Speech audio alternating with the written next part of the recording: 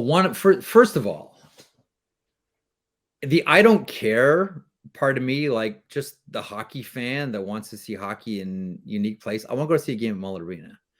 Like I do. I don't care about like, oh, how much money they pulling out of the ring. I don't care about that. Like I want to go see, I want to have that experience. I didn't get a chance to go this season. I'm crossing my fingers that I get to go next season. So the hockey fan in me wants to go watch a game at Mullet Arena. But I mean, Craig, you're well on top of the story. Everything is culminating in like, and the way this roster is constructed, everything culminates with, the building of the new rink. And I know there's two humongous dates in May. There's a referendum, and then there's May 8th, which is an enormous the Arizona Coyotes could have two very significant dates on the calendar.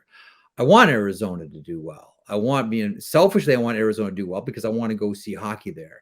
And I always say to myself, as a Canadian, I spent a lot of my youth saying like, well, I don't know why the rest of the world doesn't love hockey the way we love it as Canadians. And then there's a very unique Canadian thing that's happened where the rest of the world has, also fallen in love with this game and produced hockey players. And we see them coming out of Arizona consistently now as well, and have gotten better at hockey than Canadians in a lot of ways. And you see this every year at the draft. And you see this at World Juniors, you see it at U18, you see it at international tournaments. Like the rest of the world is right there. And it's almost as if Canadians are offended. Well, I'd say, hang on a second, you can't have it both ways.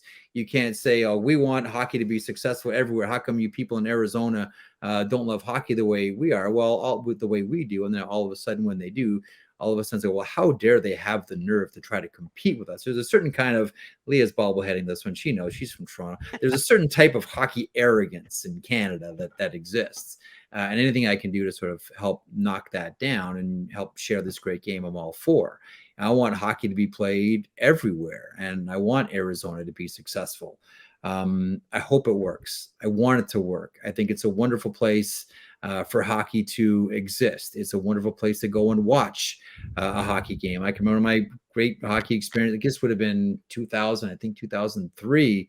I was in Vegas and got a text from Cliff Fletcher saying, hey, we're playing the Calgary Flames in a couple of days. I know you're in Vegas. You want to come down and watch us play the Flames? And boom, that's it. Hop in the car with my girlfriend at the time and through the Hoover Dam, and we're stopped at Sedona and stayed there for far too long because I love Sedona. And we're off to see the Arizona Coyotes at the old jobbing.com arena against Jerome McGinley and the Calgary Flames. It's a great spot to watch hockey. Not necessarily jobbing.com arena. I'm just saying Arizona in general. Yeah. I hope it works. I want it to work. And I do want to go to Mullet Arena next year.